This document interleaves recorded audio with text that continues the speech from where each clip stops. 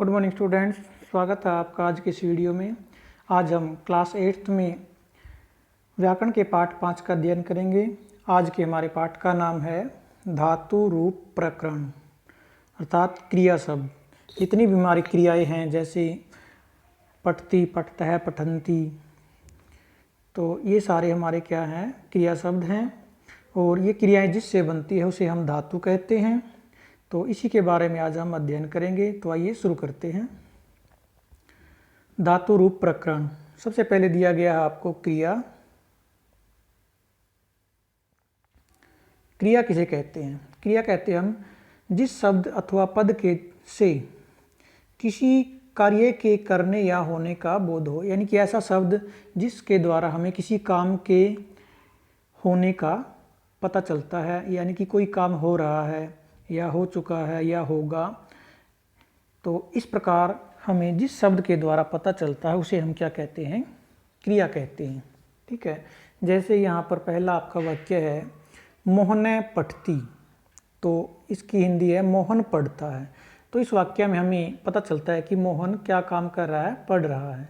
तो मोहन के कार्य का हमें किस शब्द से पता चलता है? पठती शब्द से। तो पठती हमारा क्या है? क्रिया शब्द है। ठीक है। इसी प्रकार अगले वाक्य में राम है क्रीडती, तो यहाँ पर राम क्या कर रहा है? खेल रहा है। तो यहाँ पर क्रीडती शब्द है वो क्या है? क्रिया है, क्योंकि ये बताता है कि राम क्या काम कर रहा है। ठीक है। इसी प्रकार अगले जो शब्द है इनमें सभी में जो ये रेखांकित शब्द हैं ये सारे क्या हैं? क्रियाएं हैं। जैसे हंसती, लिखती, लिखता है या लिखती है। ठीक है। गच्छति, जाता है, और नृत्यति, नाचता है।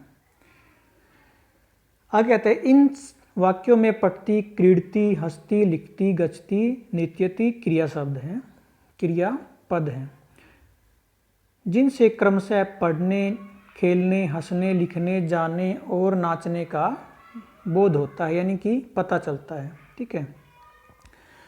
आगे कहता है धातु रूप। तो ये थी आपकी क्रिया। अब कहता है धातु किसे कहते हैं? तो धातु के बारे में कहते हैं क्रिया के मूल रूप को। मूल रूप क्या होता है? उसका मुख्य रूप, मेन, जो जिसे हम बोलते हैं मुख्य, यानी कि उसका असली रूप, उसको हम क्या कहते हैं? धातु कहते हैं। जैसे आपकी है ये क्रियाएं हैं आपकी पठती, पठतः, पठन्ति, पठसी, पठतः, पठत, पठामि, पठावः, पठामः। ये सारी क्या है? आपकी क्रियाएं हैं। तो ये क्रियाएं जिससे बनी है, जो इनका मूल रूप है, ये की सारी क्रियाएं किससे बनी है? पठ धातु से। किससे बनी है? पठ शब्द से। ठीक है। तो पठ क्या है? एक इनका मूल शब्द है जिससे ये सारी क्रियाएं बनी हैं। पठ शब्द से अलग अलग प्रत्यय लगा करके ती, त, तिप, तस, झी, सिप, थस, थ, मिप, वस, मस इत्यादि प्रत्यय लगा करके ये 9 क्रियाएं बनाई गई हैं। तो ये सारी क्रियाएं किस शब्द से प्रत्यय लगकर बनी है? पठ शब्द से। तो पठ क्या है? इनका मूल रूप है। ठीक है। और इसी मूल रूप को हम क्या कहते हैं? धातु कहते हैं। ठीक है। जैसे कोई लकड़ी की मेज है, तो वो मेज किससे बनी है? लकड़ी से बनी है। तो लकड़ी उसका क्या है? एक मूल रूप है। ठीक है। लकड़ी क्या? उसका मूल रूप है। इसी प्रकार आपका जैसे पठती शब्द है, तो ये जो पठती क्रिया है, और ये क्रिया किससे बनी है? पठ धातु से बनी है, पठ शब्द से बनी है। पठ शब्द से तिप प्रत्यय लगकर बनी है। तिप कौन सा प्रत्यय लगकर बनी है? तिप प्रत्यय। तो पठ शब्द क्या है? इसका मूल रूप है। तो पठ को हम क्या बोलेंगे? इसकी पठती की धातु बोलेंगे। ठीक है। इस प्रकार अन्य सभी जितनी भी क्रियाएं हैं उनके जो मूल रूप होते हैं उसे हम क्या कहते हैं? धातु कहते हैं। ठीक है। क्या कहते हैं? अतः इन्हें क्रिया मूल भी कहते हैं। जो हमारी धातुएं होती हैं इनको हम क्रिया मूल भी कहते हैं, क्योंकि आपको पता है क्रिया के मूल रूप को हम धातु कहते हैं, इसलिए हम धातु को क्रिया मूल भी कह सकते हैं। आगे कहते हैं क्रिया की रचना करने के लिए क्रिया के इन मूल रूपों अर्थात धातुओं में तिंग आदि प्रत्यय जोड़कर, तिंग किसे कहते हैं? जो मैंने आपको अभी 9 प्रत्यय बताए थे, तिप, तस, झी, सिप, थस, थ, मिप, वस, मस। ये तो आपके प्रश्मी पद के 9 प्रत्यय होते हैं। प्रश्मी पद के आपके 9 प्रत्यय होते हैं, और 9 प्रत्यय आपके आत्मनेय पद के होते हैं। तो इन 18 प्रत्यय को हम क्या कहते हैं? तिंग प्रत्यय कहते हैं। ठीक है। जो आपकी आत्मनेपद की धातुएं होती हैं जो आपने अभी पढ़ी नहीं है वो इनसे अलग चलती हैं।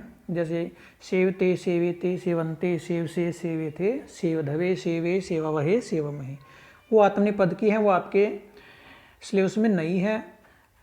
तो प्रत्येक धातु के प्रत्येक लकार में 9 प्रत्यय जुड़े होते हैं। ये आत्मनेपद की धातुओं में जो आप पढ़ते हो, पठती, पठतय, पठंती इत्यादि जो आपके लकार होते हैं, प्रत्येक में 9 प्रत्यय जुड़ते हैं। और परस्मै पद वाली धातुओं में और आत्मनेपद वाली धातुओं में ये 9 प्रत्यय जुड़ते हैं। इन 18 प्रत्यय को हम क्या कहते हैं? तिंग प्रत्यय कहते हैं। ठीक है। तो क्रिया के मूल रूपों में अर्थात धातुओं में तिंग आदि प्रत्यय जोड़कर क्रिया रूप बनाए जाते हैं। जैसे यहाँ पर क्रिया रूप बनाए गए हैं, ये पठती, पठतय, पठंती।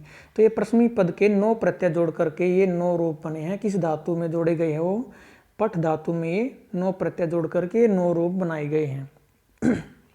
ठीक है। आगे कहते हैं उपर्युक्त इन क्रिया रूपों में पठ एक ऐसा अंश है, अंश यानी कि ऐसा टुकड़ा है, एक भाग है जो सभी क्रिया रूपों में मिलता है। यानी कि जो ये 9 क्रिया रूप हैं इन सभी में कौन सा एक टुकड़ा सेम है? पठ। तो पठ इनका क्या है? मूल रूप है। अतः समान रूप से आए हुए इसी पठ शब्द को हम धातु या क्रियामूल कहते हैं। यानी कि इनमें यह सभी 9 शब्दों में 9 रूपों में समान रूप से आया है, सभी में जुड़ा हुआ है, तो ये क्या है? इसका मूल रूप है, यानी कि धातु है। आगे आपका लकार। लकार किसे कहते हैं? संस्कृत में काल एवं अवस्था को लकार कहते हैं। काल यानी समय, समय और अवस्था को हम क्या कहते हैं? लकार कहते हैं। संस्कृत व्याकरण में काल एवं अवस्था के अनुसार कुल 10 लकार होते हैं। कितने लकार होते हैं? 10 होते हैं। आपके पाठ्यक्रम में 5 लकार हैं जिनका आप अध्ययन करते हो, लेकिन कुल प्रत्येक धातु के कुल कितने लकार होते हैं? 10 लकार होते हैं। ठीक है। जो बाद के 5 लकार है वो उच्च कक्षाओं में पढ़ाए जाते हैं, किंतु 5 लकारों को ही मुख्य प्रयोग मिला जाता है। लेकिन जो मुख्य प्रयोग होता है वो ज़्यादा प्रयोग किसका होता है? 5 लकारों का। जो आप पढ़ते हो उन्हीं का ज़्यादा प्रयोग किया जाता है, जिनका संक्षिप्त विवरण इस प्रकार है। जो आपके पाठ्यक्रम में 5 लकार हैं वो कहाँ पर, कौन कौन से हैं और किस किस अर्थ में प्रयोग किए जाते हैं। जैसे आपका पहला होता है लट लकार, ये वर्तमान काल के लिए प्रयोग किया जाता है, इसके बारे में मैंने आपको पहले बताया हुआ है। लंग लकार को आप भूतकाल के लिए प्रयोग करते हैं, लिट लकार को भविष्यत काल यानी फ्यूचर टेंस के लिए, लोट लकार को आज्ञा देने के लिए, और इम्पेरेटिव सेंटेंस जो आपके होते हैं, और विधिलिंग लकार को आप किसके लिए प्रयोग करते हैं? विध्यर्थक यानी कि चाहिए अर्थ में। मैंने आपको बताया था चाहिए अर्थ में, जैसे आपको पढ़ना चाहिए, सुबह जल्दी उठना चाहिए, उठकर स्नान करना चाहिए, विद्यालय समय पर जाना चाहिए, समय पर पढ़ना चाहिए। जो इस तरह के जो वाक्य बनेंगे उनमें किस लकार का प्रयोग किया जाएगा? विधिलिंग लकार का। आगे आपके धातुओं के प्रकार। जो आपकी धातुएं होती है वो कितने प्रकार की होती है? अर्थ के अनुसार धातुएं 2 प्रकार की होती हैं। अर्थ के अनुसार तो कितने प्रकार की होती हैं? 2 प्रकार की। परंतु कुछ धातुएं ऐसी भी होती हैं जिनके दोनों प्रकार के रूप होते हैं, अतः इन्हें 3 भागों में विभक्त किया गया। लेकिन जो मुख्य होती हैं वो आपकी परस्मै पद धातुएं और आत्मनेपद धातुएं होती हैं। लेकिन कुछ धातुएं ऐसी होती हैं जो परस्मै पद में बनती हैं और आत्मनेपद में बनती हैं। उनके लिए तीसरा भेद बना गया, उभयपदी। उभय का अर्थ होता है दोनों, उभय का अर्थ होता है दोनों। यानी कि ये धातुएं परस्मै पद में भी इनके रूप बनते हैं और आत्मनेपद में भी। ठीक है।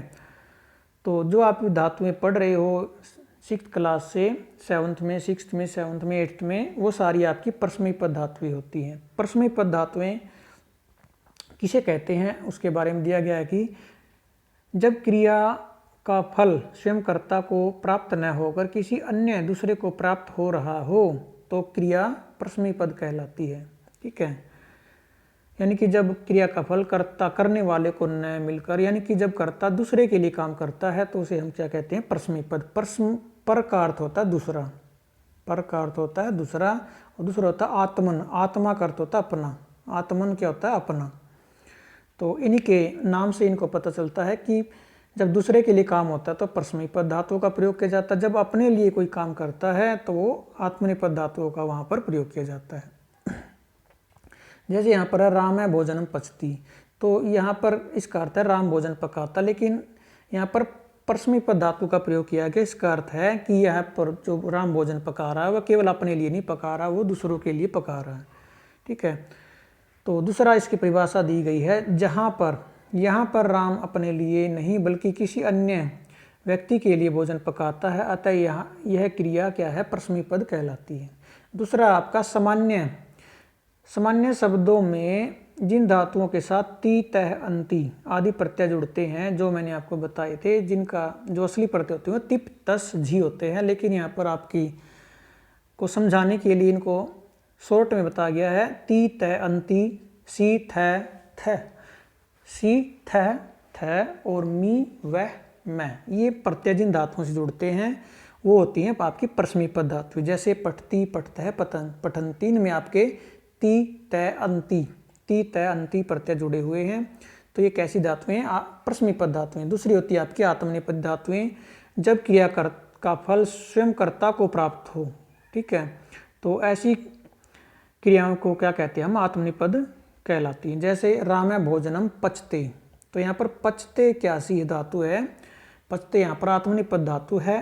तो इसका अर्थ है कि राम भोजन पका रहा है। सब वाक्यों का अर्थ दोनों का सेम है, लेकिन इस दोनों में अंतर यहाँ पर है कि वहाँ पर राम दूसरे के लिए भोजन पकाता है, लेकिन यहाँ पर राम अपने लिए भोजन पका रहा है। ठीक है, दूसरा यहाँ पर कहता है कि यहाँ पर राम अपने लिए भोजन पका रहा है, किसी दूसरे के लिए नहीं, अतः यह क्रिया कैसी है, आत्मनेपद कहलाती है। ठीक है, दूसरा कहता है सामान्य परिभाषा किसकी, सामान्य शब्दों में जिन धातुओं के साथ ते, अते, अंते इस तरह के प्रत्यय जुड़े होते हैं, जैसे पचते में आपका प, च, ते, यहाँ पर आ शब्द हुआ, यहाँ पर कौन सा प्रत्यय जुड़ा हुआ है, पच धातु से ते प्रत्यय जुड़ा, ते, अते, अंते, इस प्रकार के ये आपके 9 प्रत्यय होते हैं। आत्मनेपद के जो मुख्य प्रत्यय होते हैं वो होते हैं त, आताम, झ, था, साताम, द्वम, इड, वही, महिंग। ठीक है, यहाँ पर आपको समझाने के लिए इनको लोप करके यहाँ पर दिखाया गया है। इनमें से जो शब्द कट जाते हैं बाद में उनको काट कर आपको दिखाया गया है। जो जिन वर्णों का लोप हो जाता है तो उसके बाद के प्रत्यय आपको बताए गए, समझा ताकि आपको आसानी से समझ आ सके। ठीक है, तो ते, अते, अंते आदि जो 9 प्रत्यय होते हैं, ये जिन धातुओं के साथ जुड़ते हैं वे आत्मनेपद धातुएं कहलाती हैं। ठीक है, तीसरा होता है आपका उभयपदी, जिन धातुओं से दोनों प्रकार के यानी परस्मैपद और आत्मनेपद रूप होते हैं उन्हें हम उभयपदी धातुएं कहते हैं, यानी कि जिनके परस्मैपद में भी रूप बनते हैं और आत्मनेपद। कुछ धातुएं ऐसी होती है जिनके केवल परस्मैपद में रूप बनते हैं, वो परस्मैपदी धातुएं कहलाती हैं।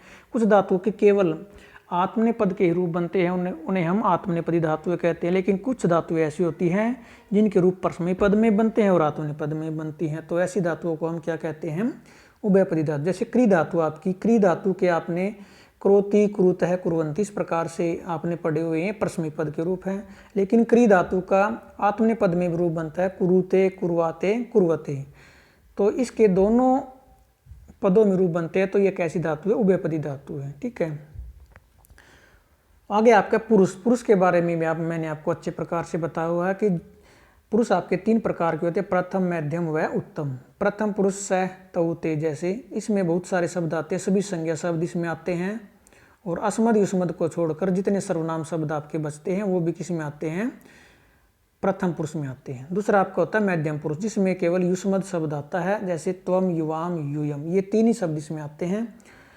उसके बाद आपका उत्तम पुरुष, उत्तम पुरुष में आपके अस्मद के रूप आते हैं, अहम, अवाम, वयम। ठीक है, तो अस्मद और युष्मद को छोड़कर जितने सर्वनाम शब्द बचते हैं वो सारे प्रथम पुरुष में आते हैं, और संज्ञा शब्द यानी किसी का भी नाम अगर आता है वो भी किस में आएगा, प्रथम पुरुष में। ठीक है, तो केवल आपको अस्मद और युष्मद को याद रखना, युष्मद आपका मध्यम पुरुष होता है और अस्मद आपका उत्तम पुरुष होता है। ठीक है, बाकी सारे आपके प्रथम पुरुष होते हैं। उसके बाद आ गया आपका वचन। वचन भी आपको पता है 3 प्रकार के होते हैं, एक वचन, द्विवचन व बहुवचन। ठीक है, जैसे आपका यहाँ पर दिया क्रिया का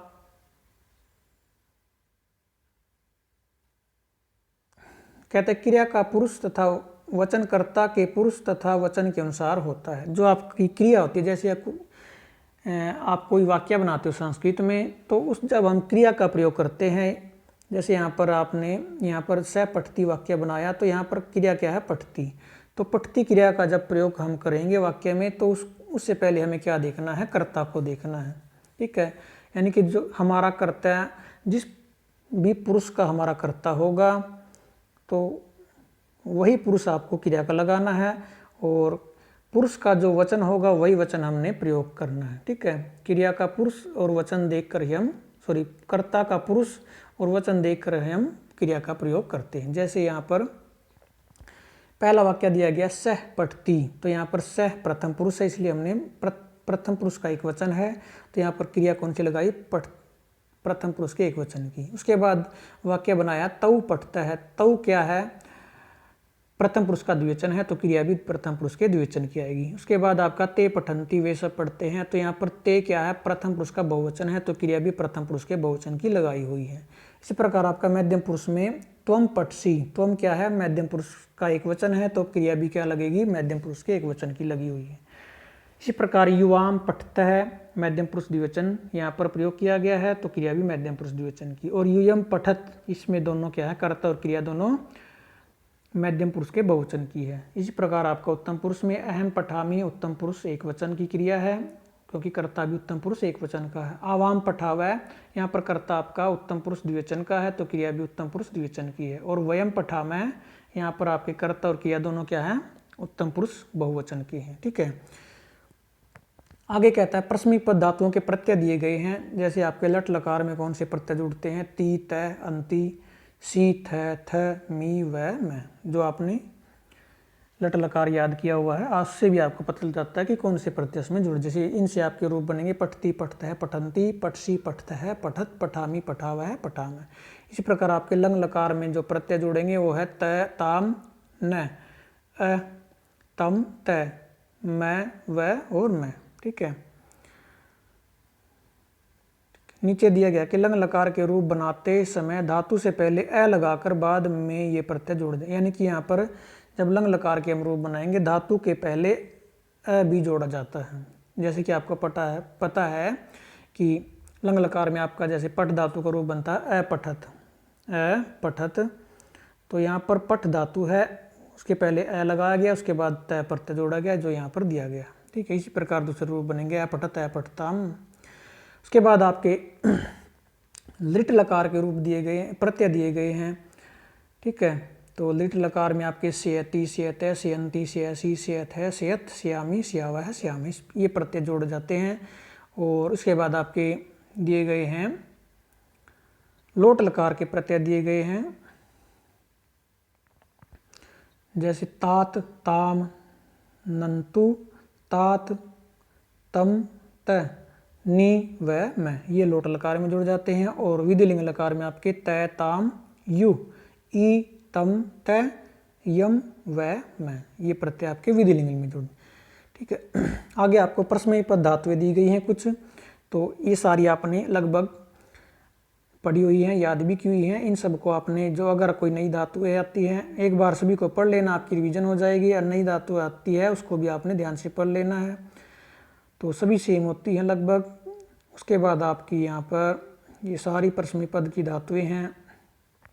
ठीक है, इन सभी को पढ़ के आपने अभ्यास में आपको फिलअप दिए होंगे धातुओं के, वहाँ पर फिलअप को पूरा करना है, यानी रिक्त स्थानों को आपने पूरा करना है। ठीक है, तो ये सारी धातुएं आपने एक बार पढ़ लेनी है। लगभग पहले भी आपने ये सारी धातुएं पढ़ी हुई हैं, कोई इनमें नई धातु नहीं है। ठीक है, अगर कोई नई धातु आती है उसको आप ध्यान से पढ़ लेना। ठीक है, जैसे ये हन धातु है, ये हन धातु भी थोड़ी अलग है, इसको आपने एक बार मैं आपको इसको पढ़ा देता हूँ। जैसे लट लकार आपकी हन धातु, हन का अर्थ होता है मारना, तो इसके रूप आपके बनेंगे हंती, हत है, घनंती, हंसी, हत है, हत, हनमी, हनव है, हनमह। और लंग लकार में आपके बनेंगे अहन, अहताम, अघनन, अहन, अहताम, अघनन, अहन, अहतम, अहत, अहनम, अहनव, अहनम। ठीक है, और लिट लकार में आपके सिंपल बनेंगे हनिष्यति, हनिष्यते, हनिष्यन्ति आदि। लोट लकार में हंतु, हताम, घनंतु, जही, हतम, हत, हनानी, हनाव, हनाम। और विधिलिंग में आपके बनेंगे हन्यात, हन्याताम, हन्युहु। ये आपका सिंपल है, पहले की तरह है, इसमें कोई अलग नहीं। ठीक है, आगे नृत धातु है आपकी, ये अस धातु है, ये भी आपने पढ़ी है। या धातु भी आपने पढ़ी, याति, याते, यान्ति। इस धातु इच्छति, इच्छते, इच्छन्ति। उसके बाद आपकी आत्मनेपद की एक प्रत्यय दी गई हैं। आत्मनेपद में आपके कौन कौन से प्रत्यय जुड़ते हैं इनको आपने पढ़ लेना है। एक बार आत्मनेपद की धातु आपके सिलेबस में नहीं है, लेकिन इसके अभ्यास में आपको फिल करनी है, तो आपको आत्मनेपद की एक धातु मैं आपको पढ़ा देता हूँ। तो इसी के अनुसार आपने बाकी धातुएं पढ़ लेनी है और अभ्यास के जो प्रश्न है उनको आपने पूरा करना है। जैसे आपका है सेव धातु, सेव सेवा करना, इसके लट लकार में आपके बनेंगे सेवते, सेवेते, सेवंते, सेव से, सेवेथे, सेवधवे, सेवे, सेवावहे, सेवामहे। लंग लकार में आपके बनेंगे असेवत, असेवेताम, असेवंत, असेवथा, असेवेथाम, असेवध्वम, असेवे, असेवावही, असेवामही। ठीक है। ललित लकार में सेविष्यते, सेविष्येते, सेविष्यन्ते, सेविष्यसे, सेविष्येथे, सेविष्यधवे, सेविष्ये, सेविष्यावहे, सेविष्यामहे। लोट लकार में आपके बनेंगे सेवताम, सेवेताम, सेवंताम, सेवस्व, सेवेथाम, सेवध्वम, सेवई, सेवावही, सेवामही। ठीक है। और विधिलिंग लकार में आपके बनते हैं सेवेत, सेवेयाताम, सेवेरन, सेवेथा, सेवेयाथाम, सेवेध्वम, सेवेय, सेवेवही, सेवेमही। बाकी की जितनी आत्मनेपद धातुएं लगभग इसी प्रकार चलेंगी। जैसे लब है ये आपकी सेम चलती है, इसको भी आपने पढ़ लेना है। याच को पढ़ लेना, याच मीन्स मांगना, वृत्त होना, जैसे आपकी अस धातु होती है वृत्त में होने के अर्थ में, तो यहाँ पर आत्मनेपद में वृत्त धातु दी गई है। ये भी इसी प्रकार से आपकी बनेगी जन धातु पैदा होना। ठीक है। तो यहाँ तक आपने सभी धातुएं पढ़ करके यहाँ पर आपसे फिर रिक्त स्थान पूछे गए हैं धातुओं से संबंधित, इनको आपने फिल करना है। ठीक है। तो आज के वीडियो में सिर्फ इतना ही। धन्यवाद।